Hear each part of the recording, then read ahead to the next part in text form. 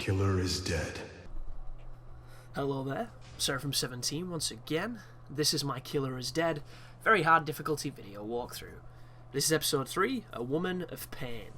So finally, this is a mission where I can do some talking and I can do some, just some advising, some informing, some of the good stuff that I like to put in my walkthroughs that some people enjoy and some people don't. But this is a Alice in Wonderland inspired, pretty linear experience on this level. You're going to be moving around, picking things up, talking to folk and fighting enemies. This is Scarlet. She is a sultry blood nurse, like hematology person, and as you can tell, she's hypersexualized, and you can't skip her goddamn conversation. She talks so fucking slow because she's practically trying to verbally blowjob you. It does my head in. But she's useful because not only does she unlock challenges that allow you to do and play them, but she refills your blood meter, which is the rose meter below my life. And the basic premise of the game is when you attack, you build up blood. When you get your combo up to level 5, it builds up blood the fastest. When you build up a certain amount of blood, it gives you a rose. And with a rose, it allows you to either use it to go into an execution mode, where you one-shot enemies almost reliably, or you can go into using your sub-weapon, which is the gun that I just displayed right then. And a lot of the nuance on the game is the choice between how you use your blood. Do you use it to use the sub-weapons, which in this walkthrough you're not going to see me use any of the sub-weapons except for the main gun, mainly because I've not really seen much use to them. I'm sure they do have uses, I just haven't really experimented enough to find one that I think really makes them worthy. And for the most, I'm going to be building my combo up to level 5, and then I'm going to be using the full blood bar to do the execution move to kill people. But that aside, the combat will consist of me isolating people using the counter system, knocking them in the air with the back-forward X if I can do, just to stop them, and that'll be pretty much it, because the thing with the combat on this game is it's so flashy and particle-y and just crazy looking that you can't tell when the enemies are not taking stun any longer and are capable of attacking you. So you'll put yourself in a situation where you're attacking somebody thinking you've got them in a stun, and then they'll punch you, and because it's so flashy and just ridiculous looking, you can't tell that they've recovered and are attacking you, so you can take a lot of cheap hits, which is a bit of a shame. But it's something you definitely have to work on if you want to avoid taking sloppy hits. Just be aware that every single enemy recovers when you attack them. You cannot attack anything indefinitely unless it's in the air. And for a game where some of the attacks launch people, you can't jump in this title. And it baffles me because you could jump in Lollipop Chainsaw and it was never really useful other than to knock zombies over, to chop their heads off with the dropkick thing. Like, that was the only use for it. And yet in this game, where it looks like there could have been platforming, there could have been a whole bunch of things, there is no jump. And it's just baffling. And the worst part is, when you have an enemy in the air, if you want to do the execution move holding the right trigger, you can't execute people who are mid-air. So you're wasting precious blood trying to do an attack that will never work because the game is programmed in such a strange way. So be very aware of that and try to not let it get the better of you. But this game's achievements and its difficulties are all separate, so they do not stack. You will have to play through the game a few times. My recommendation for you is to start on normal and work your way up. I started on hard, and if I'm completely honest, I thought hard from a new game was much harder than very hard on a new game plus situation, just because the game is balanced in a very specific way that I was taking a lot of damage, and the game doesn't heal you unless you have these upgrade points. And for the easiest path through Killer is Dead, you want to upgrade the Regenerate Life ability. But because I'm kind of stubborn and I didn't want to have something like that, I avoided it for the full playthrough, and it makes the game much more challenging. The second healing skill is an ability to use blood to convert it into life, which is another really useful skill, but once again, I don't like healing on games if I can avoid it, because my philosophy is if I just, restart the checkpoint and play better, I shouldn't need to heal.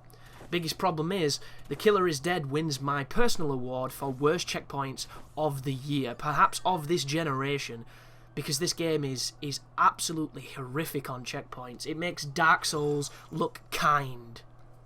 And anybody who's played that title knows Dark Souls is anything but. And it's baffling because there are boss fights where you fight 3 different phases, each with 3 different life bars, which are essentially 3 different bosses, and there's not a single checkpoint. Yet you'll fight one boss who has 2 forms, and one of the forms is a complete joke, and it gives you a checkpoint there. Like, that doesn't make sense to me. But this is us finding collectibles to open doors to progress onwards. So I'm gonna use this opportunity here, folks, to talk a little bit about this game, because a lot of people are curious about it.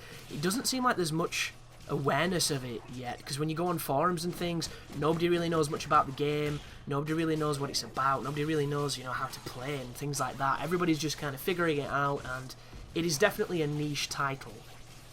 If you're wondering too, just then, I was really confused in this fight because none of the enemies are attacking me. And the way I fight on this game is simple. I start pressing X, and I don't look at my character, I look at the enemies. I watch the enemies to see what they're doing in anticipation of an attack, so I can counter it and I can get the bonus, I can build the combo, so on and so forth. They didn't attack then, and it really, really just, I couldn't understand why. Thank you. But Killer is Dead. A lot of people are asking me, should I get it? Is it good? Is it this? Is it that? A lot of, all across the spectrum reviews, from people that liked it to people that hated it. This is a Suda51 game, and if you've played a Suda51 game in the past, you pretty much know exactly what this game is going to be about. And the saddest part about everything I have to say about Killer is Dead is it all starts with the same sentence that in 2013 of video games is completely inexcusable. And that sentence is, if you can ignore the flaws, then following it up with a compliment.